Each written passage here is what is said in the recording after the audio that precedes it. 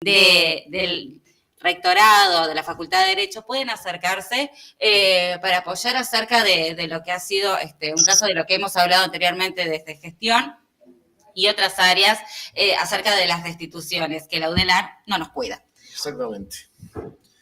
Tenemos también actividad por la memoria, ¿verdad? ¿Cuántas memorias hay en la memoria? Era la convocatoria, que ahora en breve van a subir ahora una placa a nuestro productor, va a subir una plaquita a YouTube. Pero bueno, comentar también un poquito lo que fue la marcha multitudinaria, como todos los años, de cada 20 de mayo, la Marcha del Silencio. La verdad que fue muy emocionante ayer la marcha, una convocatoria cada vez más grande, con un único pedido, ¿no? Que se sepa dónde están nuestros uruguayos desaparecidos en la dictadura militar. Esa es la consigna, ¿no? 30 veces se callaron la boca, es tiempo de decir la verdad, es tiempo de que nos digan dónde están nuestros desaparecidos, ¿verdad? Esa es la consigna, como siempre. No sé si fuiste... Sí, así es, concurrí, fue la primera marcha que concurrí con mi hijo de 6 años, y a él le parecía que hay como todo un juego de palabras, ¿no? Y una contradicción al momento de que la mirada desde el niño en la participación de la Marcha del Silencio me decía por momentos que era como abrumador, o sea, ver los rostros desde la mirada de un niño, que es como de un metro y poco, ver los rostros, los mensajes, las expresiones, fue como también impactante, o sea, incluso, bueno, ahí también explicarle a las infancias por qué el motivo de la marcha, qué significa, qué heridas hay que no hemos podido sanar sin saber que hay todavía madres que quieren saber dónde están sus hijos, que no tienen información, que hay tíos, sobrinos, tías, primos, que faltan en sus hogares sin una explicación, y esta mentira que también que hay toda una mentira acerca de que realmente dijeron en algunos casos, eso lo recordaba mirando lo que decían los diferentes medios de comunicación, acerca de, por ejemplo, cuando comunicaban, bueno, de posibles suicidios, enfermedades cardíacas, que nada, eso ajeno a lo que es claro, la realidad, y de lo que hablaron incluso en los huesos encontrados de las brutales torturas a la que fueron sometidos. Pero volviendo a la actividad de lo que había sido el lunes, bueno, respecto a la Secretaría y a la Comisión de Derechos Humanos, a quien le mandamos un abrazo, fue una muy linda convocatoria. Hay gente que si se quedó con ganas de verla puede ingresar al YouTube de AFUR para poder ser partícipe desde ese lugar y ver la convocatoria, que hubo exponentes desde el Archivo de la Memoria de Buenos Aires hasta Agrupación Cimarrón, Gráfica de la Memoria. Bueno, estuvo el compañero Diego Alacén exponiendo, Gustavo Maldovino, Ricardo Maggio, Laura Lagar, Leonardo Lagarde, Paco Lagarde, y la verdad que fue muy emotivo. AFUR tiene un fuerte compromiso con los derechos humanos, un fuerte compromiso con la historia reciente, por la verdad y por la justicia, así que ni que hablar que ha sido una semana más que movida. Exactamente. Después con noticias gremiales, que ahora vamos a seguir andando después con la compañera Matilde y el compañero, comentar que en el día de hoy, a partir de las 19 horas, se va a estar realizando una cena para los becarios y becarias de comedores. En el día de hoy, bueno, a partir de la movilización al CDC con un paro parcial hasta las 22 horas, el plenario resolvió en el día de la fecha destinar fondos para hacer una compra de comestibles, y va a estar funcionando una olla acá a partir de las 19 horas. Así que esto es importante, ha salido publicado, replicado en redes sociales. Aquellos becarios que se encuentren en las inmediaciones de AFUR, o el que escucha, que le cuente a un compañero becario o becaria, que acá lo vamos a estar esperando, porque más allá de que sabemos las dificultades que pueden estar, AFUR está presente de una forma u otra, con motivos de lucha, sí, tomando las medidas de lucha correspondientes, pero estando presente, apoyando a los estudiantes, porque nosotros no nos olvidamos del estudiantado, estamos codo a codo cuando tenemos que hacerlo. Y bueno, y en el marco de la lucha presupuestal que va a ser este año, con la panza vacía no se puede pensar. Así que AFUR asume el compromiso.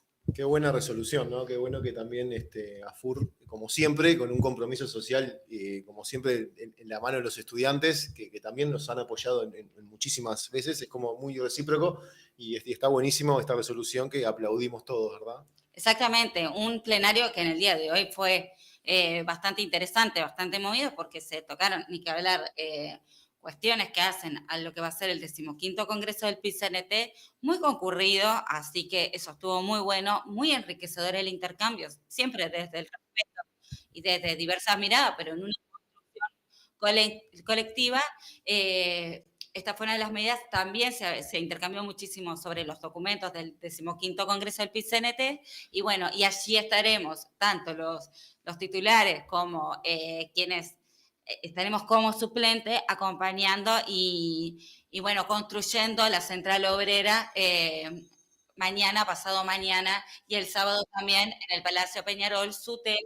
Y no me quiero olvidar del otro lugar donde vamos a estar, donde va a estar funcionando los de programa, Balance y Perspectiva y Autoconstrucción del PIT-CNT participando. Perfecto. ¿Te parece si damos comienzo con la primera entrevista que tenemos hoy, Katia? Bien, con la compañera Matilde Ledesma. Matilde es compañera de AFUR, nutrición, ella está muy involucrada, muy sobre el hombro, participa activamente, trabaja en lo que es la Comisión de Derechos Humanos del PIT-CNT, también ha participado activamente en la Comisión de Derechos Humanos, en algún que otro momento ha estado también en el secretariado, y vamos a hablar con ella acerca de la Secretaría de Derechos Humanos y Políticas Sociales, los aportes que se están realizando al 15º Congreso del PIT-CNT. Lo menciono también porque tiene dentro de los 4 ejes que hablan de, corregime Matilde si me equivoco o me olvido de alguno, bienvenida y muchas gracias por estar.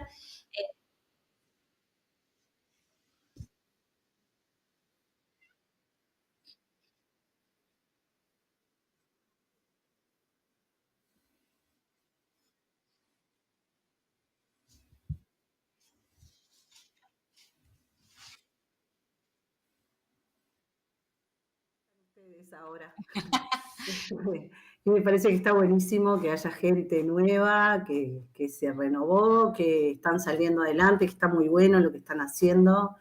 Eso les quería transmitir porque me parece que es importante incentivar a los compañeros cuando ponen el cuerpo para hacer cosas y sacar adelante el sindicato. Sí, yo estoy trabajando hace un tiempo ya, digamos que desde un poquito antes de estar en el secretariado, pero o sea, milité siempre, hace muchos años que milito en derechos humanos, pero cuando entré en el secretariado fui como representante de AFUR a la Secretaría de Derechos Humanos del PIT-CNT, a la Comisión de Derechos Humanos. Y quiero recordar a la compañera Emma Montes, que fue la que comenzó a trabajar cuando se estaba fundando el Observatorio Luz Ibarburu. Emma es una compañera que ya está jubilada, era la compañera que iba al Observatorio Luz Ibarburu, y yo siempre estoy muy agradecida de su aporte y su trabajo dentro de ese espacio, porque creo que es importante que nuestro sindicato siempre estuvo presente desde que se arrancó con esto de la lucha contra los criminales de lesa humanidad, desde la Secretaría de Derechos Humanos del PIT-CNT se generó la propuesta junto con otras organizaciones, buscando una salida a toda una situación muy compleja que había, porque se decía que se iban a prescribir los delitos de lesa humanidad, que ellos consideraban que no eran delitos de lesa humanidad, pero decían que eran delitos comunes y que habían prescripto, y se amparaban en la ley de impunidad, que le decimos nosotros, sí, que es la de la caducidad del Estado. No me acuerdo ahora, creo que es la 15.848 la ley, si no me equivoco. Bueno, esa ley ha sido una traba y ha sido parte de las chicanas que han utilizado durante todos estos años y la siguen utilizando, a pesar de que ya se ha generado a través de otra ley, se generó su nulidad, digamos. Igual de todas maneras sigue apareciendo el tema por parte de los militares, sobre todo, que están siendo procesados y condenados. Siempre aparece la chicana de que estos crímenes ya prescribieron. Entonces es importante que se sepa que no es así, que son crímenes de lesa humanidad y que Uruguay ha firmado tratados internacionales y forma parte de acuerdos internacionales en los que estos crímenes deben ser perseguidos y los estados tienen el compromiso de perseguir este tipo de crímenes. Y bueno, nada, en la Secretaría me toca trabajar en la Secretaría de Derechos Humanos, me toca trabajar junto con Fernanda Aguirre, que es la secretaria de Derechos Humanos, que está en el secretariado del PIT-CNT. Fernanda es la directora del Observatorio Luz Ibarburu, y después también está el equipo jurídico, que es el que lleva adelante la representación de las víctimas en las diferentes causas, que son el coordinador es Pablo Chargoña y la compañera abogada Agustina Rodríguez y el compañero Leonardo Di Cesare. Esos 3 abogados son los que están llevando adelante el trabajo desde el observatorio en representando a las víctimas, que en realidad no tenemos todas las causas, obviamente hay varias causas abiertas. Algunas son con el código viejo, lo cual ha generado que se retrasen muchísimo las sentencias y las condenas a los militares. En muchos casos están paradas los juicios. Uh-huh. Lo que ha pasado es que con el cambio con el nuevo Código de Proceso Penal, el procedimiento es mucho más rápido, y otra de las características que tiene es que los juicios ahora son orales y públicos, ¿sí? Y esto es un cambio que para nosotros es fundamental, que ocurre en Argentina. Sí. No sé si se ve ahí al compañero. No, ahora, compañero no lo vemos, pero... Ricardo, todavía no, ahora a continuación. El turco está ahí escuchando. Bueno, ellos en el caso de Argentina tienen juicios que son públicos, y eso ha permitido una visibilización de las situaciones y de la dimensión de los crímenes que fueron cometidos por parte del Estado, ¿sí? Porque los delitos de lesa humanidad tienen la característica de que son crímenes que son cometidos por los estados, y por eso es que tienen esa dimensión del atropello a lo que son los derechos de los ciudadanos y los derechos de las personas, porque utilizaron todo el aparato del Estado para perseguir a la disidencia, ¿sí? Más allá de lo que se pueda decir de si había lucha armada, si no había lucha armada, todo eso es una discusión que no justifica la acción del Estado, porque no fue una guerra, fue la persecución a la disidencia. Hubieron personas que fueron asesinadas por estar pintando un muro, hubieron estudiantes, hubieron trabajadores, y no cuestiono las decisiones, ¿no? Las decisiones de lucha, que haya las formas de lucha que los pueblos se dan para defenderse ante los atropellos de los estados. Entonces, nada, eso quería transmitir, que bueno, que un poco vamos por ese lado en el trabajo con el observatorio, y por otro lado también participamos, porque es algo que digamos, lo ponemos por separado en los informes para el Congreso, pero es una cosa que está muy relacionada, que es el tema de la memoria, el trabajo con respecto a la memoria.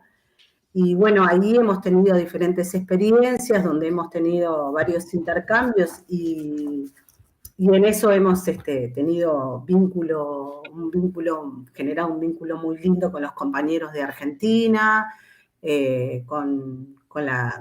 como es el caso de Automotora Sorletti, el ex centro clandestino de detención y tortura y exterminio, como dicen los argentinos, porque es así. Yo creo que es la forma en que deberíamos llamarlos acá también, porque ha muerto gente y ha desaparecido gente en esos lugares. Y bueno, ellos tienen todo un trabajo con respecto a la memoria y que ha sido un ejemplo para muchos países, no solo para nosotros. Y bueno, hemos logrado tener diferentes experiencias, se ha llevado la muestra fotográfica de La de los abrazos. en silencio. Sí, esa ha tenido como una repercusión nacional que ahora que tú que la mencionas, por ejemplo, yo que soy del interior, me sentí como muy orgullosa en el día de ayer ver que en Dolores, a quienes les mando a varias compañeras y compañeras un abrazo, hace pocos años, estoy hablando, menos de 5 años, se está haciendo la Marcha del Silencio cada 20 de mayo. Y una de las iniciativas por la cual se hace la marcha también, en parte, es promovida por esto que decía Matilde de la muestra de los abrazos. Sí, la muestra esa, ¿sabes, Katia? Que ha tenido, es impresionante la repercusión que ha tenido y cómo ya esto empezó antes de la pandemia, arrancamos, creo que fue en el 2019, que los compañeros, los fotógrafos que generaron esa muestra, que es un grupo que se llama Imágenes del Silencio, que han hecho diferentes intervenciones, que en esta última marcha hicieron lo de los muros que dicen, mienten, estaban allí, una cosa así, no me acuerdo exactamente la frase, pero han hecho diferentes intervenciones, siempre están muy activos, con los que tenemos un vínculo muy fuerte también a través del PIT-CNT, se trabaja mucho desde la Secretaría con ellos. Y bueno, esa muestra, por ejemplo, fue lo que hacemos es que la solicitan las organizaciones y ha hecho toda una gira por el interior bastante importante, ha estado en muchísimos departamentos, estuvo en Rivera, estuvo, bueno, en Dolores, estuvo en Colonia, creo que también estuvo, la verdad, ya le perdí, en Paysandú, en Salto, no, por todos lados. Sí, ni que hablar, ni que hablar. Y bueno, siempre se hacen en acuerdo y en conjunto con alguna de las organizaciones locales. Entonces eso le ha dado como mucha repercusión porque hay como un compromiso muy fuerte por parte de sobre todo las organizaciones en el interior del país, hacen un trabajo con mucho esfuerzo y muy interesante. Y bueno, y hemos logrado llevarla y a raíz de eso, por ejemplo, no es a raíz de eso, pero sí se generó un vínculo muy fuerte con la gente, por ejemplo, de San José, de la Intersocial de San José, que tienen un trabajo impresionante. Y bueno, a raíz de todo un trabajo que ellos ya venían haciendo y de que se llevó la muestra y de que ellos generaron todo un espacio ahí que se empezó a testimoniar cuando fue la muestra, ahí en la plaza de San José empezaron a ocurrir testimonios. A raíz de eso fue que surgió la idea de hacer un juicio contra los represores en San José, con los que convivían muchas de las víctimas, cotidianamente se los cruzaban por ahí. Y bueno, y a raíz de eso se hizo todo un juicio y efectivamente terminó en prisión uno de los represores porque la mayoría habían fallecido. Pero, por ejemplo, por eso digo que ese es un ejemplo claro de cómo el trabajo en memoria, si hay una buena articulación con las organizaciones, podés lograr cosas que pasan a otro plano, ¿no? Que tienen que ver con otro aspecto, que es el tema nada más y nada menos que de la justicia. Pero además, en esto de la articulación, también la necesidad muchas veces de que tiene el interior profundo de poder contar con los apoyos, porque también es verdad que hay mucha resistencia. La apertura a hablar de lo que es por la memoria, por verdad y justicia, hay resistencia también de otros sectores de la sociedad. Entonces, yo creo que fue la muestra de los abrazos, de la foto, para quienes quizás no se puedan dar cuenta, que yo creo que sí, son las fotos icónicas de referentes de todos los ámbitos. De la cultura, de diferentes lugares. Deportivos, etcétera, que abrazan a un detenido desaparecido. Esa mirada, que no es una mirada confrontativa, sino una mirada humana, también de una búsqueda de un montón de emociones, ha llegado y llega al interior. Pero también nos han dicho compañeros y compañeras en distintos espacios de militancia, qué resistencia que tienen de solo querer decir, bueno, hagamos una marcha de silencio, o hagamos una charla, o generemos un momento de intervención artística, como para visibilizar y poder habilitar el espacio y el diálogo, porque hay casos en el interior también, más allá de que a veces uno lo mira con esta mirada de... hay muchísimos. Muchísimos. Hay muchísimos casos. Montevideanos. No, hay muchísimos compañeros. Que ahí tiene que también, en esto de ir al interior y buscar. También otro caso que fue como muy resonado, yo creo que tuvo como una buena mirada también, fue en el caso de 33. Sí, también. Que me gustaría que nos comentaras un poco de eso, porque la verdad que yo quedé sumamente impactada de pensar... El caso de 33 es el caso de los adolescentes que pertenecían a la Unión de Juventudes Comunistas, que fueron detenidos, y estamos hablando de un rango, creo que tenía, el más chico creo que tenía 13 o 14 años, sí. Y el más grande 17 o la más grande. Pero todo eso tuvo toda una connotación muy fuerte porque los tuvieron presos en el cuartel de 33, fueron torturados salvajemente, y eran unos gurisitos, y después además les quitaron la patria potestad a sus padres y los enviaron a lo que vendría a ser ahora el INAU.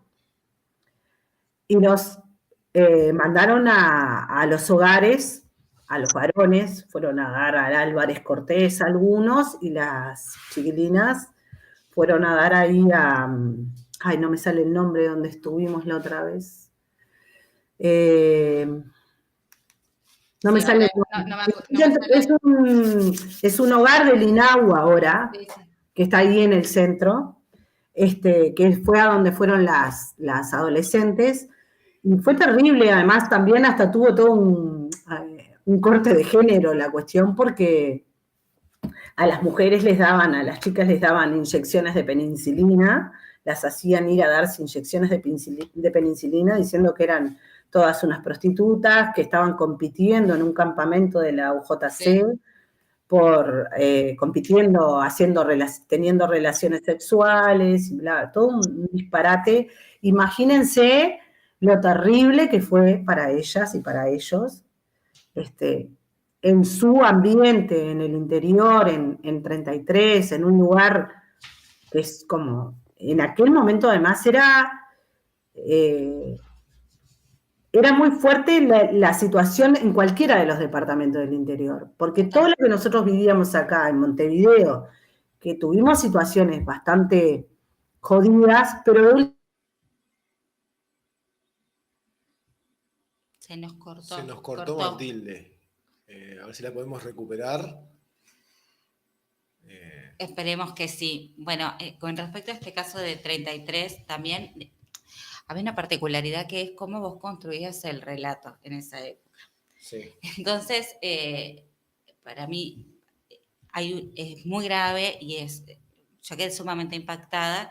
El relato también a partir de gurises de 13 años, o sí, sea. Niños. Ahora sí, Batilde, te recuperamos. Estamos haciendo como de la construcción del relato, que no es lo mismo la construcción del relato, ¿no? En unas edades más avanzadas, que la vulneración de lo que sería hoy el derecho de los niños, niñas y adolescentes. Ah, no, fue terrible, fue terrible. Estamos hablando de que también la crudeza de la construcción del relato, de poner en el foco y en qué situación, en qué contexto. Sí, es terrible. O sea, acá en Uruguay lo más terrible fue, la expresión de todo eso fue, digamos, el Estado uruguayo lo que hizo más que nada fue recurrir a lo que era la prisión política. En Argentina, lamentablemente, fue peor todavía y también sufrieron las consecuencias tanto los uruguayos, los argentinos, o sea, porque hubo lo que tiene que ver con en el marco de lo que fue el Plan Cóndor, la dimensión que tomó en Argentina fue de un genocidio, o sea, porque se exterminaron a miles de personas por sus ideas políticas. Y hasta el día de hoy se siguen buscando y se sigue tratando de saber qué fue lo que pasó, ¿no? Pero un poco relacionándolo con lo que veníamos hablando de los adolescentes y de los niños, bueno, la situación del caso de 33 fue un caso muy fuerte y bueno, hubo, yo no sé ahora si lo tengo acá, pero no quiero como perder el hilo también un poco de la conversación, pero ha habido condena en el caso de 33. También, y me parece importante, ya que estábamos hablando de los niños y los adolescentes, yo hay una cosa que siempre trato como de rescatar, porque cuando hablamos de los desaparecidos, de los detenidos desaparecidos y detenidas desaparecidas, generalmente, por el tiempo que ha pasado y por todo lo que hemos tenido que buscar y vemos lo que cuesta, ¿no? Porque hay una negación absoluta a decir dónde están, y por eso siempre está esa pregunta, en la marcha del silencio esa pregunta siempre está, tiene que ver con que este delito, la desaparición forzada, es un delito que lo siguen cometiendo hasta el día de hoy. Y se considera así, ¿no? Sí. Desde la idea del concepto de desaparición forzada hasta que lo cometen los estados, ¿sí? O personas con el aval y el apoyo del Estado para que lo hagan, como ocurrió, por ejemplo, en otros países, o como lo que era acá en los comandos estos que hacían de la muerte, que eran los escuadrones de la muerte, que mataron estudiantes, etcétera, que eso se repite también en Argentina y en otros países. Bueno, yo a lo que voy es que siempre pensamos en que ya los desaparecidos lo que vamos a poder recuperar son sus restos, en la mayoría de los casos. Uh-huh. Pero yo creo que también tenemos que rescatar, y que es importante, porque es un delito que lo siguen cometiendo y que tiene consecuencias en la vida de personas hoy. Hay un montón de gurises que están desaparecidos. Total. Y hay otros uruguayos que han sido recuperados. Nosotros hemos recuperado, si mal que me corrija el turco, pero creo que por lo menos a 8. A 8 niños, que hoy por hoy son adultos y tienen entre 40 y pico de años. Sí, Macarena Feldman, por ejemplo, Simón. Claro. Bueno, el primero que apareció, mira, si me puedo acordar, son Amaral, que fue el primero que se encontró, Amaral García, que es hijo de Floreal García, y la compañera, no me acuerdo ahora el nombre de la mamá, que son fueron asesinados en los que se llama los fusilados de Soca, los papás de Amaral fueron fusilados ahí. Están Anatole y Victoria Julien. Es cierto, que también es impactante la historia de ellos, o sea, ellos terminan en Chile, o sea. El ejemplo más claro de lo que fue la operación Cóndor.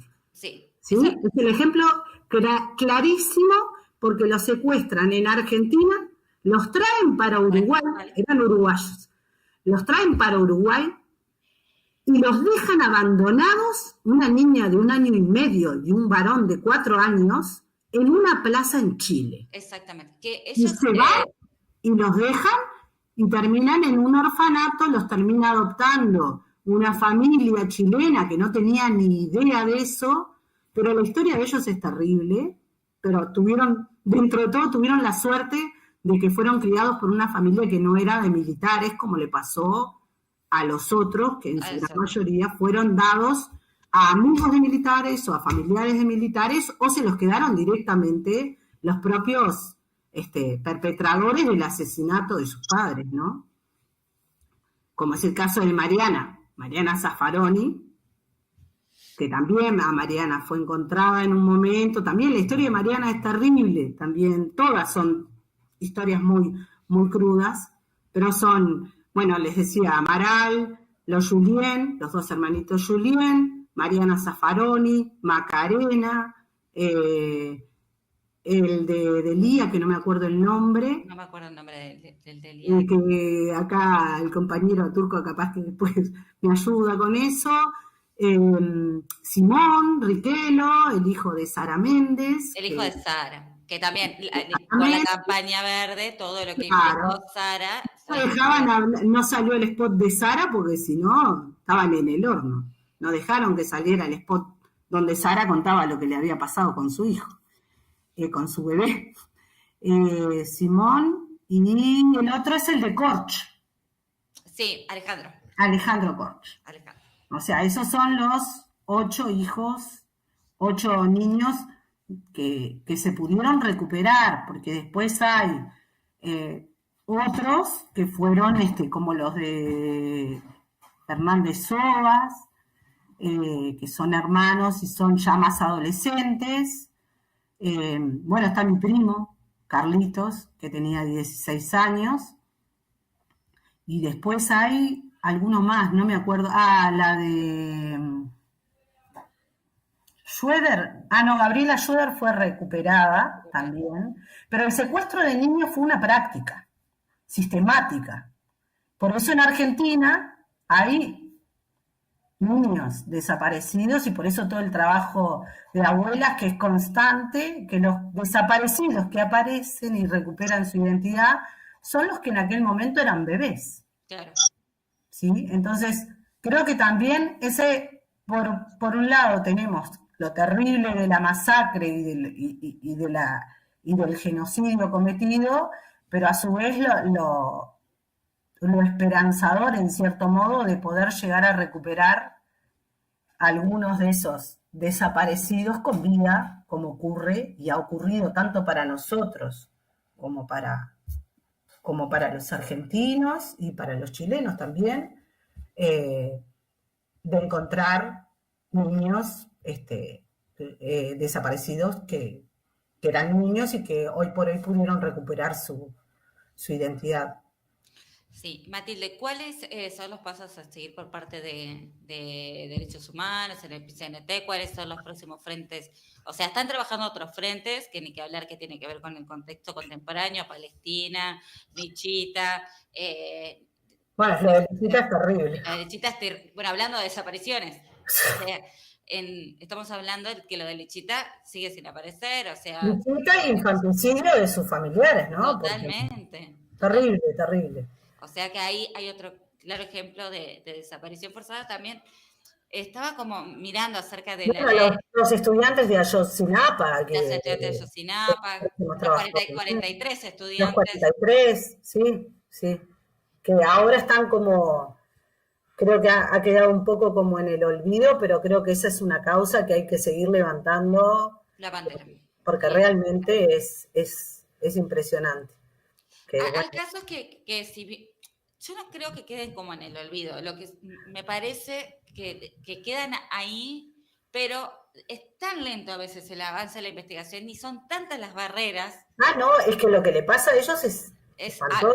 A los familiares de los estudiantes de Ayotzinapa es... Que cada logro, cada mínima pista es como un logro, pero es siempre como en una tierra movediza, en un pantano, o sea, cuesta muchísimo trabajo.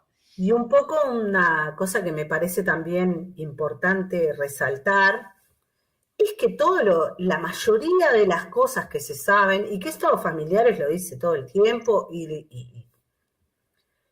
en su gran mayoría la información y las cosas que se han sabido fue por el esfuerzo y el trabajo incansable De familia. de las familias Sí. y de los Total. amigos y de las organizaciones que los tratan de apoyar y acompañar. No precisamente de quienes tendrían que hacerlo, que es el propio Estado. Y en el caso del Estado uruguayo, le aplica también, y aplica para todos los gobiernos. Sí, O sea, no es una cosa excepcional. ni que hablar. Y bueno, no sé, quiero dejar lugar también para que hable el compañero. El compañero, yo hoy voy a hacer la particularidad, me voy a tomar un atrevimiento. Mis compañeros saben que a mí hay en esto de la memoria, que hablamos de cultura, para el final del programa, leerlo de Cecilia Solá, que a mí es un cuento que me encanta, que son los monstruos, las brujas y los colores, que hace mención a lo que es la historia reciente, pero es como un cuento también destinado a las infancias, que eso Los que hacen los fogones, también. también, pero es también como... El zapato y Elena, esos cuentos son... Sí. Y también mencionar que hay mucho material, entrevistas, documentales, películas, como una mirada, ¿no? De derechos humanos, o sea, hay cosas culturales que se han hecho desde el cine, desde los podcasts, lo que sea, para mantenerle viva la memoria, que creo que una cosa que podemos fomentar en el mes de la memoria y en lo que es mayo desde AFUR, ir difundiendo los próximos programas como sugerencias o para que la gente tenga viva la llama de la memoria desde otros lugares y desde otros testimonios.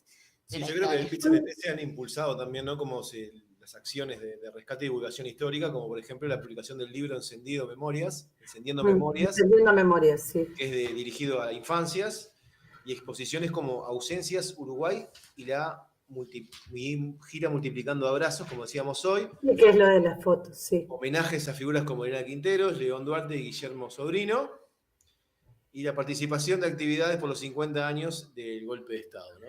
Varias, muchísimas. Esas son algunas, pero la otra vez cuando estábamos haciendo el informe era impresionante porque era como que teníamos que estar eligiendo que metíamos, porque claro.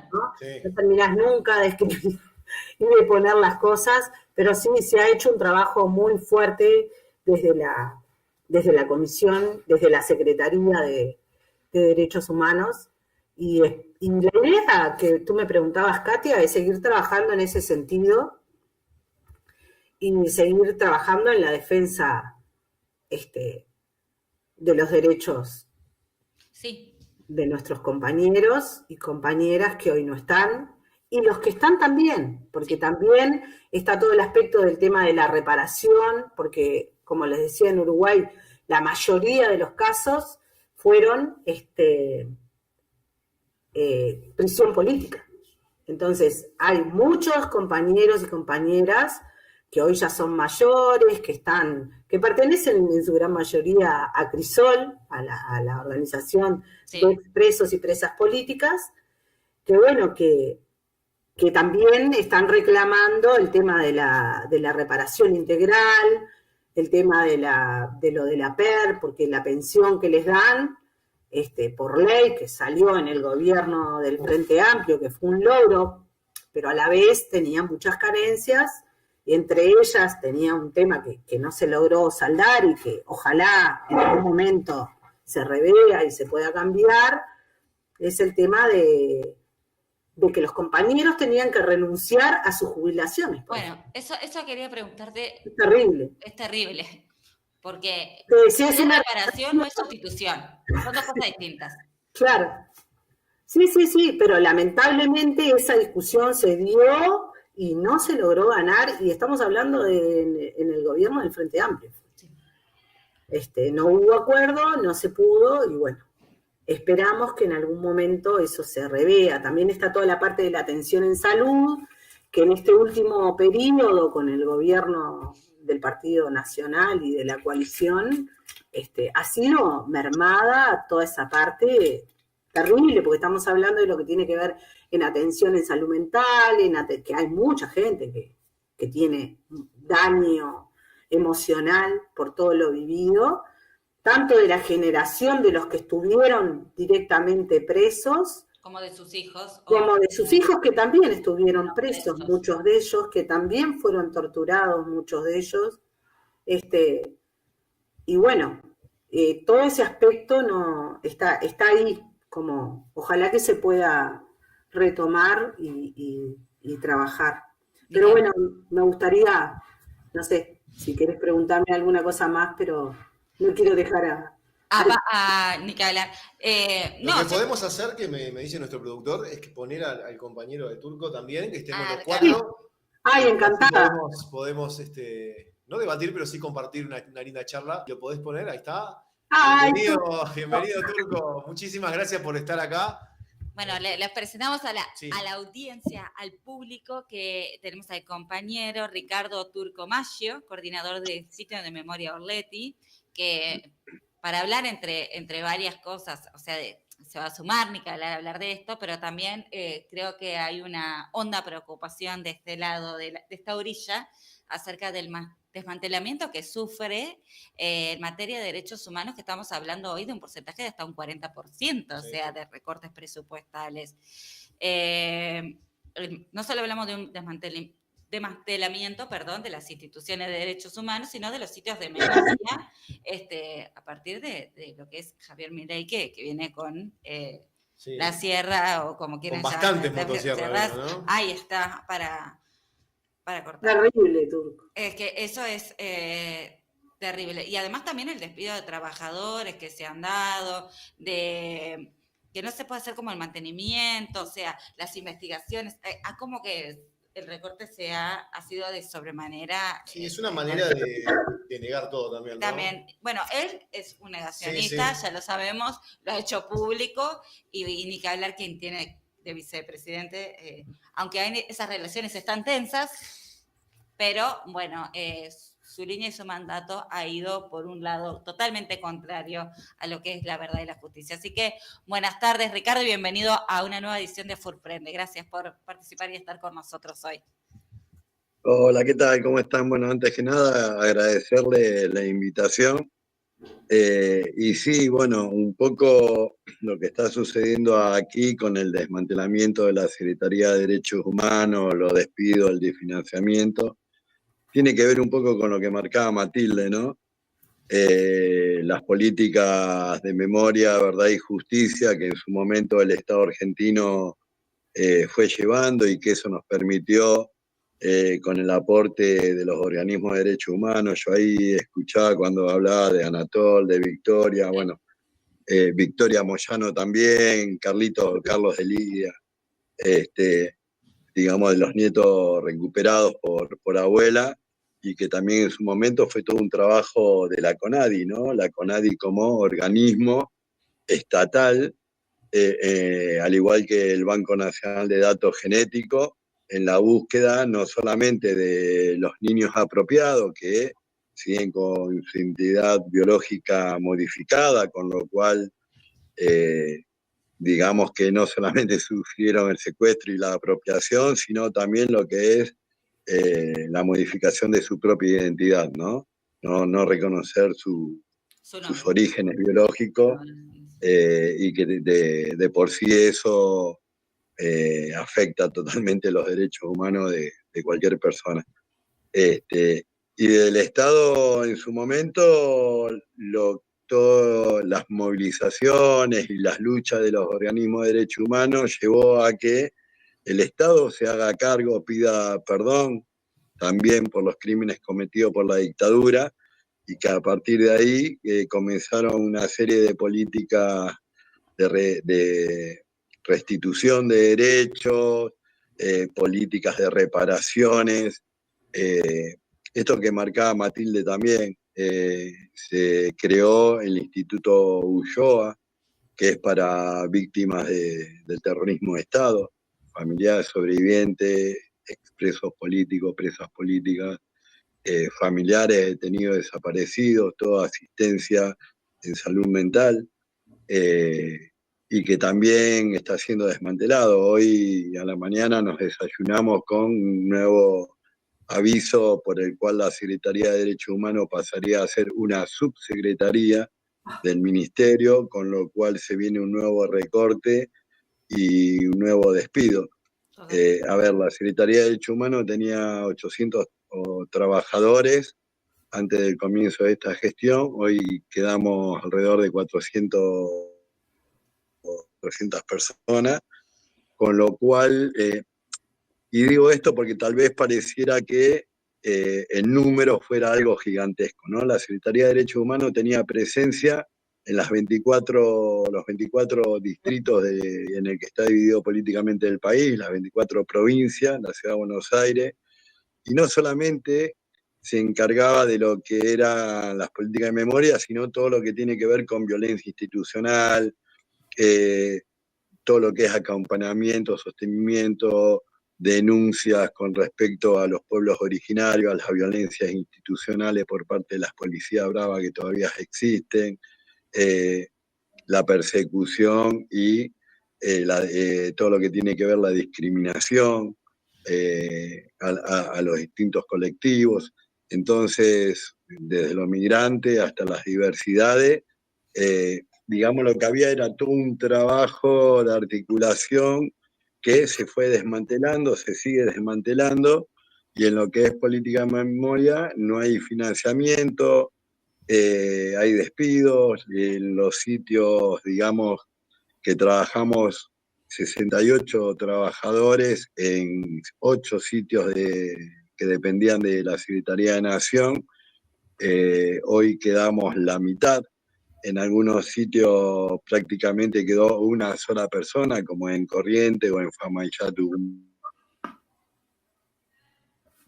que fue el símbolo de lo que es el terrorismo y el comienzo del terrorismo de Estado en la Argentina durante el último gobierno democrático de Juan Domingo Perón y Isabel Perón. Antes del golpe fue el laboratorio, si se quiere, de lo que fue la metodología de secuestro, tortura y muerte, y ahí quedó un solo trabajador, una sola trabajadora. Con lo cual, digamos que, y el trabajo que se lleva en los espacios de memoria, no solamente es el cuidado de la infraestructura edilicia como prueba material, sino también los trabajos de investigación, los trabajos de pedagogía. En el caso de Orletti, nosotros cuando se recuperó este lugar y se conformó el equipo de trabajo, teníamos alrededor de 70 compañeras y compañeros identificados, hoy tenemos 175. Pudimos conjuntamente con un programa de la Secretaría que se desmanteló, que era el programa de Memoria y Verdad, identificar hace 4 años un nuevo excentro clandestino en Bacacay, que está justo a la vuelta de lo que es Orletti, que por ahí pasaron 9 compañeras y compañeros uruguayos, entre ellos Elmar, Liberó, Gutiérrez Ruiz, Rosario, Telma Juárez, Ari Cabrera, y eso se pudo recuperar gracias al trabajo de investigación que se vino haciendo y se recuperó en pandemia. Hace 2 años y medio se recuperó también otro local represivo que estaba en la calle Bacacay, se pudo identificar. Ahí hasta el día de hoy tenemos también 7 secuestrados, de los cuales 3 fueron liberados y lamentablemente solamente queda con vida un compañero que cuando se hizo la inspección ocular de la justicia, se pudo reconocer el lugar, con lo cual se sigue trabajando y se siguen identificando lugares. Hay más de 800 centros clandestinos en todo el país, se fueron señalizando. Hoy todas esas políticas, digamos, están prácticamente desmanteladas. En el caso de Orletti, nosotros sufrimos hace menos de un año que se cayó el cielo raso y toda la mampostería de un techo donde habían sido las oficinas justamente de la patota de Locoa, de Gabazo, de Cordero, de Arad, de Silveira, con lo cual se pierde prueba material, digamos, no solamente, digamos, es que se va destruyendo el edificio, sino lo que significa para la sociedad y para la justicia. Es la prueba material que se destruye por falta de mantenimiento. Sí, entonces... Perdón, Ricardo, en esto que vos decías de las pruebas materiales, estaba miro asiduamente cuando son los testimonios de las juntas, o sea, del juicio, y hacen referencia muchas veces los testimonios de las víctimas a cuestiones de locación, de lo que lograban, si es que llegaban a palpar, cómo se podían orientarse del aroma, o sea, de los encierros y así, que en Orleti pasa. En Orleti hubo alrededor de 300 personas, llegaron a estar. ¿Cómo sabían que estaban allí? ¿De qué forma podían escuchar las voces de los otros? O sea, hay todo un trabajo en el tema del material que al capitalizarlo, uno puede tenerlo como prueba fehaciente para poder, que fue lo que se utilizó finalmente después para... Sí, aquí también se usó, por eso. se han usado los espacios porque las personas reconocen. Exactamente, porque el hecho de el no estar tapadas y demás, podían a través de otros sentidos poder saber dónde estaban ubicadas o dar pistas años después para hacer la reconstrucción de los lugares.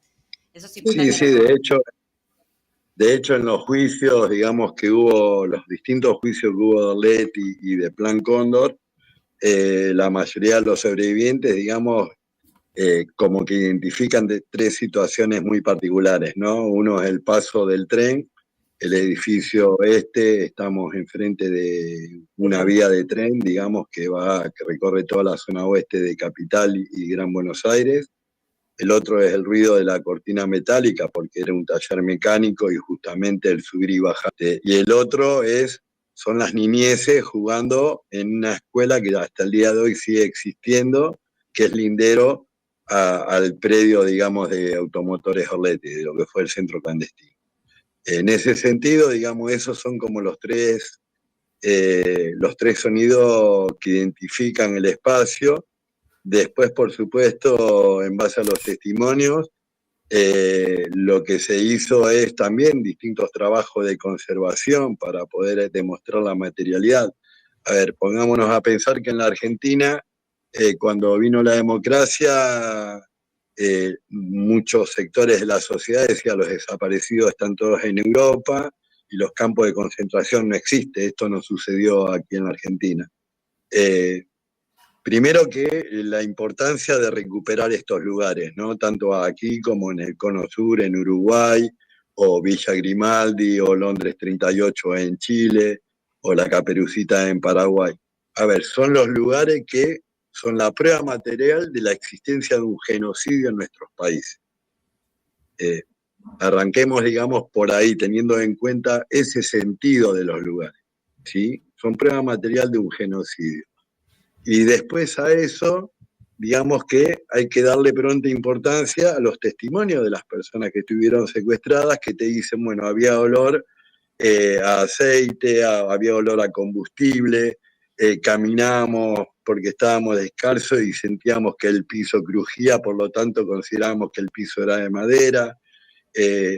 Llegábamos a ver en lo poco que veíamos mientras teníamos la capucha, pero acostumbrándose los ojos, podían llegar a ver y te decían, bueno, hay un color gris en las paredes. Y cuando nosotros recuperamos eso, nos encontramos con un establecimiento que había sido modificado por el dueño de la vivienda, porque aparte esto no fue cuartel, fue una vivienda particular, en donde había alfombra, habían puesto en las paredes empapelado, con lo cual se hizo todo un trabajo que tampoco lo hicimos, digamos, por cuenta propia.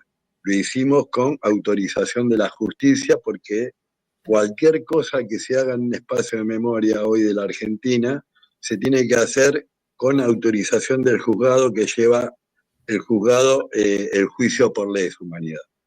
Y lo que se pudo lograr en el caso de Orleti, cuando se sacó el empapelado, es a través de una muestra estatográfica los distintos colores de pintura que tuvo la vivienda desde el momento que se construyó, y pudimos dar con el color de pintura gris que las compañeras y los compañeros sobrevivientes decían que existía, o sacamos las alfombras y nos encontramos con los pisos de madera. Claro. ¿Esto qué quiere decir?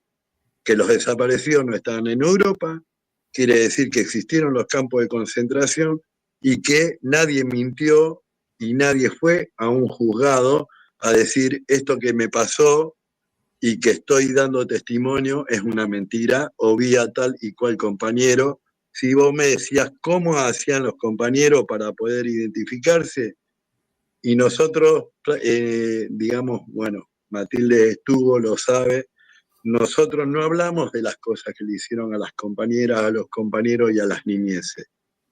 Lo que planteamos es, hay mucha bibliografía, está el Nunca Más, hay testimonios de los sobrevivientes, hay libros de los sobrevivientes, pero por sobre todas las cosas nosotros resaltamos el carácter militante de las compañeras y los compañeros que estuvieron en el campo y en los campos, en donde su forma de militar fue sacarse la capucha, mirarse a los ojos a pesar de que podían ser castigados, que se decían sus nombres a pesar de que tenían prohibido hablar, que se tomaban de la mano o se daban un abrazo en forma solidaria diciéndose fuerza, de acá podemos salir, ¿sí? Todos gestos que parecen, digamos, 50 años después del golpe parecen una tontería, pero que en esos gestos, en esa coyuntura represiva en un campo de concentración, muchas veces podía significar la muerte.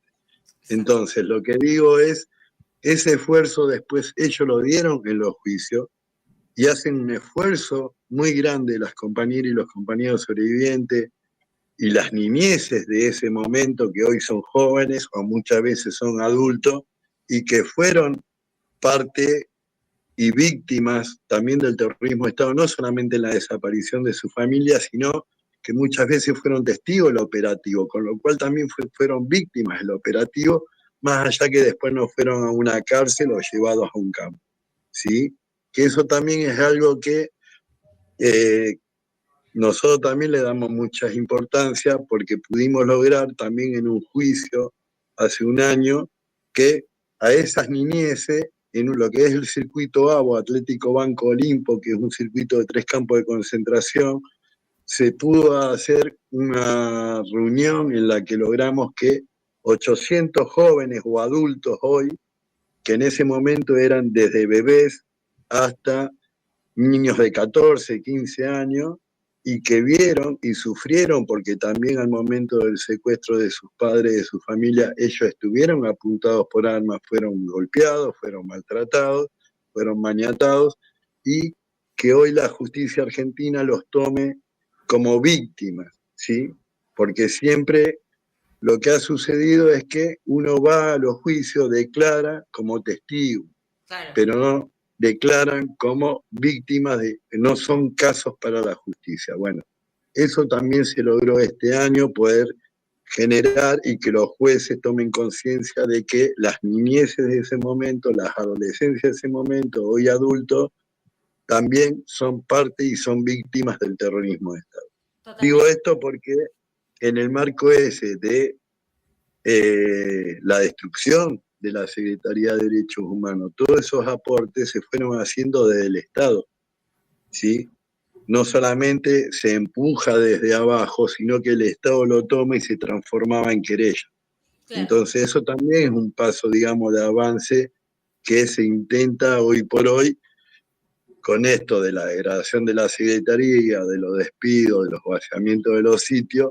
Se intenta, en realidad lo que se vuelve es no solamente a la teoría de los demonios, sino a generar la impunidad para esos genocidas que son visitados por diputados, ¿sí? En donde piden las domiciliarias. Y lo que está viendo en la Argentina es una amnistía encubierta.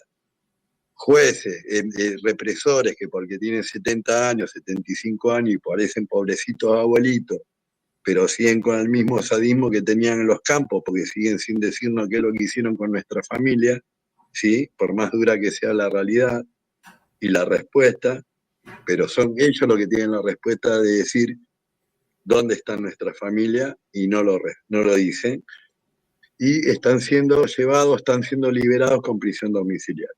Entonces eso también es parte de una nueva época, digamos, una nueva coyuntura, en donde no solamente se discute si fueron 30.000 u 8.000, cuando no tendría que haber habido un solo desaparecido, ¿sí? Cuando no tenía que haber existido un solo centro clandestino de detención, tortura y exterminio, sino que aparte lo que se está discutiendo es la impunidad para que estos represores no estén en cárcel común perpetua y efectiva, sino que estén en las cárceles.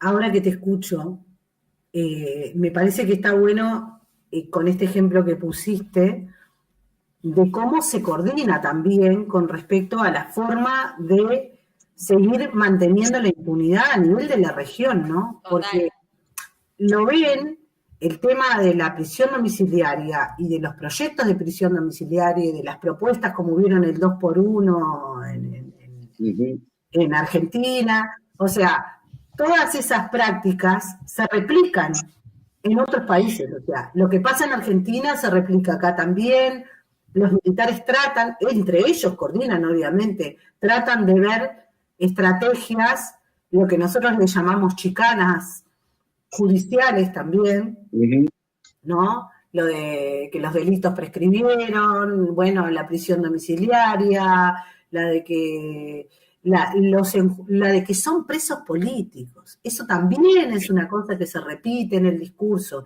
de que son presos políticos. Primero, ellos son criminales de los más aberrantes, porque cometieron de los crímenes más aberrantes, y hablan de que son presos políticos, o sea, a ellos nadie los persigue por sus ideas, los estamos persiguiendo por los crímenes que cometieron. Hablan de venganza. Y aparte, Matilde, a ver, en el caso argentino, como en la mayoría de la región, seamos honestos, sabiendo dónde están viviendo ellos, a lo sumo lo que se llegó a hacer políticas de scratch, a decir a los vecinos del barrio, cuidado que al lado de su casa vive un violador y vive un torturador. O sea, nunca hubo un solo caso por justicia por mano propia por parte de nadie, de ningún organismo de derechos humanos, y estuvimos muchos años de impunidad exigiendo juicio y castigo. Entonces, también cuando hablamos de presos políticos, y es parte de una política global, porque está la Asociación de la Concordia y por la Concordia y la Justicia, que son todos grupos de extrema derecha, y muchos defensores de genocidas están ahí y de defensores de ex miembros de escuadrones de la muerte, ¿sí? Tanto de la JUP como de lo que fue acá la AAA, y que participan, digamos, en esto de la política de memoria completa y de que borrón y cuenta nueva. Entonces, por eso digo que para mí, ¿cómo se responde a eso? Desde la solidaridad latinoamericana. Y la militancia en conjunto. Esto es simple. Ayer hubo un acto aquí en Buenos Aires, en el Hotel Liberty, digamos, por los 30 años, que es el lugar donde fue secuestrado Selmar, y ahí no hubo solamente compañeros uruguayos. Estuvimos todos, digamos. Entonces lo que digo es, me parece que en ese sentido nosotros tenemos que tener una actitud que la venimos construyendo, porque de hecho la venimos construyendo, y de hecho en su momento también cuando estaba Mariana Mota en la Institución Nacional de Derechos Humanos y la Defensoría del Pueblo de allí de Uruguay, nosotros hacíamos, no sé, en plena pandemia, hicimos charla con Virginia Martínez también, entre Villa Grimaldi de Chile, el OCOA, lo que fue el ex OCOA uruguayo y el sitio recuperado de Montevideo, ahí en Boulevard, nosotros... de Derechos Humanos. El CID, lo que era en aquel momento, que fue donde estuvieron los hermanos Julien y Macarena. Tal cual. Sí. Claro, ahí estuvo Macarena y estuvieron los compañeros del primer vuelo. Entonces lo que digo es, nosotros me parece que tenemos que seguir generando y articulando respuestas masivas de que lo que pase allí es lo que está pasando acá y tener una respuesta instantánea. Es solidaridad, es movilización, es como en el caso de Lichita. O sea, no se puede permitir eso, no se puede permitir los 500.000 guatemaltecos que fueron entregados en Europa. Turco, a mí, ya que hablaste de Lichita, yo creo que en el caso de Lichita, tenemos como que tener un compromiso más fuerte, ¿no? Porque Total. Es un caso terrible y siempre pasa que lo que pasa en Paraguay queda como en un segundo plano. Y en realidad, si vamos al caso, yo pienso ahora y digo, los documentos que probaron la existencia del Plan Cóndor aparecieron por primera vez en Paraguay. Tal cual. Sí, sí, el archivo Almada. El archivo Almada. O sea, es bien claro que ahí se centralizaba y de hecho, bueno, el Paraguay de Stroessner secuestró compañeros uruguayos y compañeros argentinos que fueron llevados después a las mazmorras de aquí de Argentina y de allí del Uruguay, ¿no? Sí, sí. Entonces, la realidad es esa. Muchas veces nos pasa también, y esto en el sentido autocrítico, como que a veces le damos más importancia a algunos casos que a otros, ¿no? Porque también nos pasa a nosotros aquí adentro. O sea, pudimos hacer una marcha por Santiago Maldonado, pero después cuando la misma violencia institucional que asesinó a Santiago Maldonado, asesinó a un chiquito de una barriada pobre, mapuche, que vivía en el interior del país, como que, y con problemas de consumo, no pasa nada. Entonces también nosotros, y en esto digo, por eso digo, hay que hacerse la autocrítica, muchas veces no miramos con la misma vara las violencias institucionales, ¿no? Si sos marrón o sos pobre, capaz que no tenés la misma dimensión, o no tenés la misma solidaridad de clase, o no tenés el medio de comunicación donde está permanentemente planteando la misma situación que tal vez vive un joven o el que le pasó a un joven de clase media o a un muchacho blanco, claro, ¿no?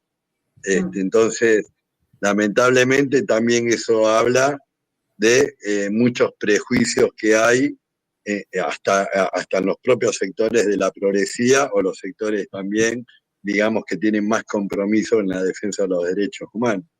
Total, lo que pasa es que también ahí entran como otras variables a la hora, en esto que decía, no es lo mismo una persona pobre, marrón, como se dice en Argentina, acá, puede ser afrodescendiente, a una persona hegemónicamente blanca con un estado económico, ya sea quizás más estable. Hay estudios que esto lo trae, no con una mirada de derechos humanos, pero sí y no. Hace 15 días atrás hubo un coloquio de racismo, derechos humanos y democracia, en donde un colega colombiano había hecho un estudio en Cartagena, haciendo un muestreo de la población, en la cual era cómo te percibías y cómo te autopercibías y cómo percibía el otro. Entonces, no recuerdo ahora exactamente en números, pero sí lo que puedo decir es que había un 40% que podía autodefinirse afro, pero había un 60%, o sea, que percibía que esa persona era afro. Entonces, a la hora de tratar a esa persona, el destrato era mayor. Hay una concepción también en cuanto a la blanquitud, en cuanto a otras variables que los latinoamericanos no hemos todavía podido resolver. Y hay un racismo que sigue envolviendo las sociedades y que eso hace también que sea también selectiva a la hora de la justicia. Que eso también pasa. Y es duro, pero pasa. ¿Quiénes son los que están en las cárceles, no? Exactamente. Las mujeres ¿Quiénes son migrantes. ¿Y quiénes son los que tienen prisión domiciliaria? Exactamente, también. El narco, el microtráfico, las migrantes, o sea, hay cuestiones serias en derechos humanos. Hay. Lo que pasa es que quizás a veces no somos tan conscientes. Cuando nos ponen los números, ahí nos da la cachetada. Capaz que está bueno preguntarnos qué podemos hacer, ¿no? Como organizaciones, ¿qué podemos hacer para que las leyes dejen de ser tan injustas y tan sesgadas, ¿no? Para que la justicia deje de ser tan selectiva. Exactamente. Pero bueno, ¿no? Porque también hay que plantearse cambios de concepción a la hora de pensar la justicia. Exactamente, hacer las normativas. Turco, acá llegó un mensaje, llegaron muchos mensajes por suerte acá al vivo, y te voy a consultarlo porque llegó, me dice Andrés, hola compas, estaría bueno que lo respondas. Dice, pero Maldonado estaba en la lucha mapuche cortando una ruta. Maldonado también es pobre, no es el mejor ejemplo, para mí está mal puesto ese ejemplo. No, lo que digo es, a ver, Santiago Maldonado, por supuesto que era un compañero que estaba resistiendo un desalojo en defensa de la comunidad mapuche. Lo que digo es, cuando fue lo de Santiago Maldonado, así como hubo una movilización muy grande, ¿sí? Era un joven artesano que, es más, nosotros creemos que realmente Santiago fue secuestrado por la prefectura o la gendarmería, fue asesinado y después de un tiempo de desaparición aparece misteriosamente en un lugar donde había sido rastrillado por lo menos 10 veces y su cuerpo aparece ahí. ¿Y en qué contexto aparece también? En un contexto de muchas movilizaciones, digamos, en el que todos decíamos, bueno, qué es lo que sucedió con él y que el Estado responda, porque aparte se había visto que había sido, digamos, la represión había sido muy, muy violenta con respecto al desalojo de la comunidad mapuche. Lo que digo es, puse ese ejemplo que capaz que no, digamos, no.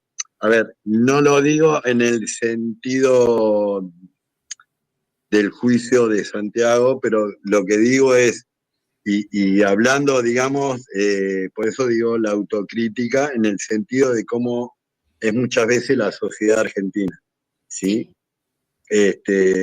Bueno, yo creo, perdón, Sí, tiene que ver también con una cuestión de imagen. Digo, sí, porque Santiago, más allá de que era un artesano y no sé qué, vos lo mirabas y era un nosotros. tal cual, a eso voy yo. Era A eso voy yo. Santiago era un pibe era un artesano, era un pibe clase media, ahí. y que la sociedad salió a denunciar, digamos, la represión y el asesinato, el secuestro y después el asesinato de él.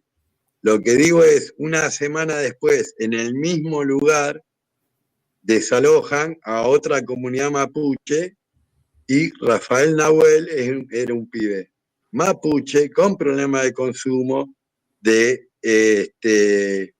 prácticamente, digamos, de clase muy humilde, ¿sí? Prácticamente su familia viviendo en la indigencia, y hubo sectores que no salieron a reclamar también por el juicio y castigo de su asesinato. Esto es lo que digo, esto es lo que pasa.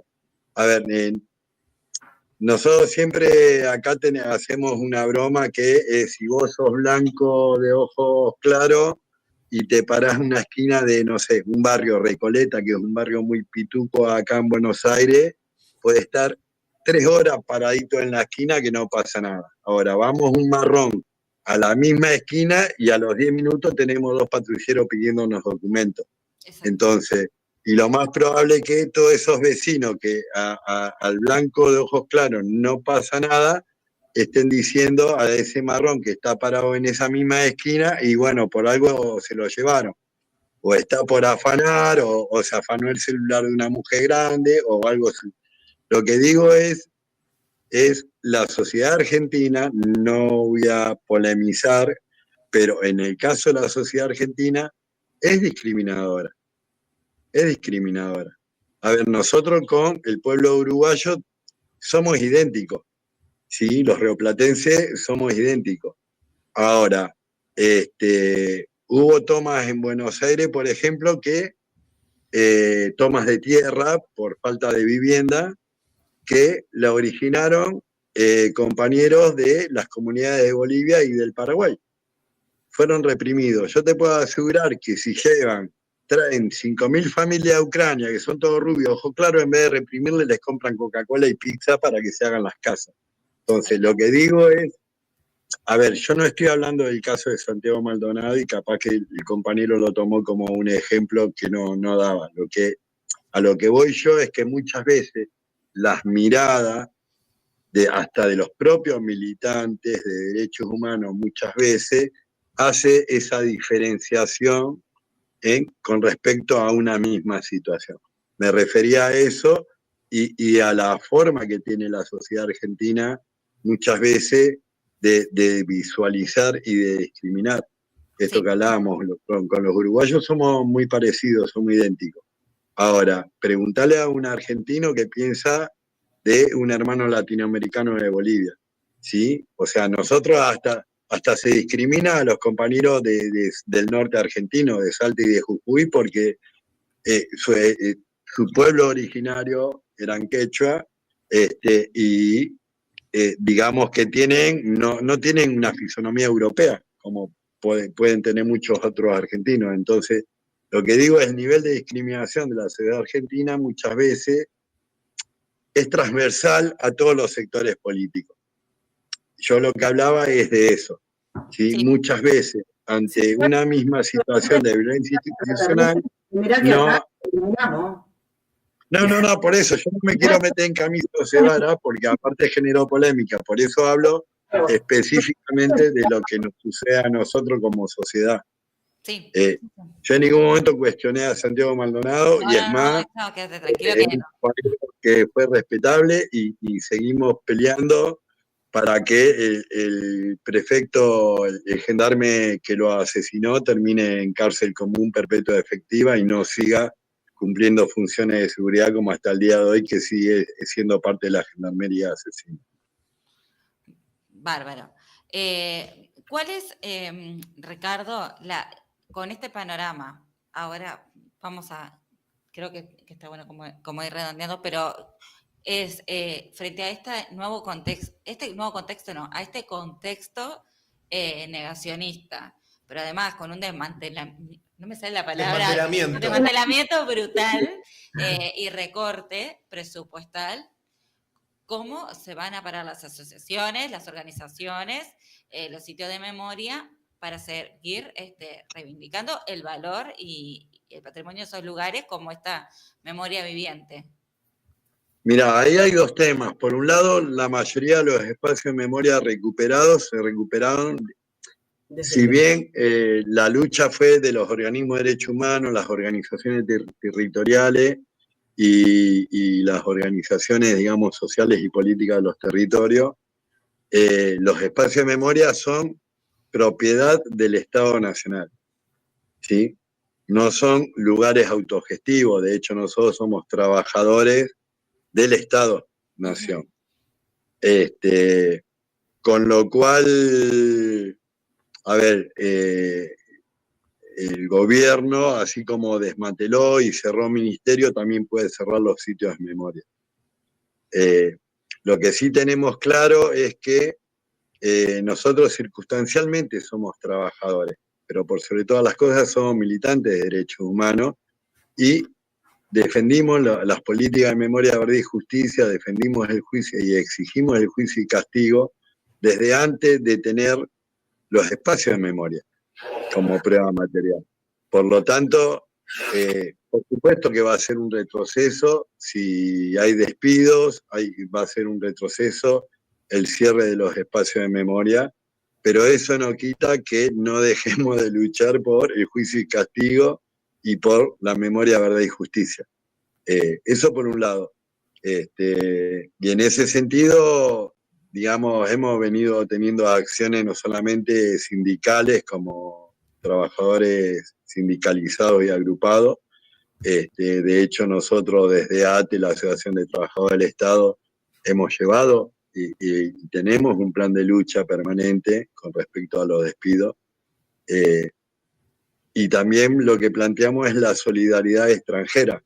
O sea, si pudimos frenar la ola de despidos y de vaciamiento, también fue porque en su momento se hicieron denuncias a la Comisión Interamericana de Derechos con respecto a lo que estaba haciendo el gobierno Y también la solidaridad por parte de investigadores, personalidades, juzgados de otros países que están jugando los crímenes de argentinos, digamos, con nacionalidad en Italia, con nacionalidad española. Lo que hubo es mucha solidaridad extranjera que también de alguna manera interpeló al secretario de Derechos Humanos y al ministro como para que no puedan avanzar del todo en los cierres de estos lugares. Pero te vuelvo a repetir, en una coyuntura argentina, donde las crisis de representatividad de partidos políticos, en donde las centrales obreras están mirando para otro lado, no solamente con respecto a los desguaces de las políticas públicas, sino al contexto que está sufriendo toda la clase trabajadora, porque por sobre todas las cosas somos clase trabajadora y no somos una isla, y nos cabe la general de la ley, pero tampoco está habiendo una respuesta sistemática, digamos, a las políticas de gobierno, ¿no? Vemos lamentablemente cómo políticos cambian de color, se cambian la remera, reciben dólares, aparecen con dólares en el Paraguay, vetan leyes que tienen que ver con los aumentos a los jubilados, que justamente hoy es miércoles y volvieron a recibir golpizas y represión. Entonces lo que digo es, en ese contexto, los trabajadores de los sitios de memoria que estamos, digamos, inmersos en esa realidad, seguiremos apelando a todas las herramientas de lucha que correspondan para defender las políticas de memoria, verdad y justicia. Lo haremos en la calle si no tenemos la posibilidad, digamos, de estar sosteniéndolo en un edificio desde adentro. Tal vez haremos las visitas desde afuera, tal vez nos pararemos en frente de Orletti o de los espacios y diremos que en ese lugar se cometió un genocidio. En el caso de Orletti, eso nos lo enseñó el Pipi Burgo, que es un compañero uruguayo sobreviviente del primer vuelo, que antes de que se recupere Orletti, se paraba enfrente de Automotores Orletti y le decía a quien vecino pasara, y le decía, ahí yo fui secuestrado, ahí fui torturado, ahí desaparecieron a mis compañeros, así que no haremos otra cosa que retomar esa bandera de lucha, esas denuncias, y las haremos en donde haya que darlas. Bueno, creo que ha sido una jornada que hemos pasado por todos los estados, para serles sincero, más desde el lado informativo, desde la reivindicación, desde la lucha, de la construcción de la identidad también, porque acá hay una construcción y una narración de nuestra identidad, de lo que sucedió hace 40 años, y de también una lucha contra el relato que se ha querido instaurar. Agradecerle a Ricardo Turco Maggio por estar con nosotros acá. Para nosotros fue un placer, y en esta solidaridad latinoamericana y de lucha, acá siempre vas a encontrar una alianza que en todo lo que respecta a derechos humanos, vamos a estar acá y ahí cuando necesiten. Y también agradecerle a la compañera Matilde Ledesma, que nos vamos a ver en unas horas nomás, Matilde, sí, a las 8. Sí. Así que también agradecerle a Matilde, saludar a todos los compañeros y compañeras de Derechos Humanos del PICNT. Nosotros estamos agradecidos también de tenerte acá en AFUR, también siempre colaborando y estando presente en la Comisión Nacional de Derechos Humanos y esta vez en Relaciones Internacionales.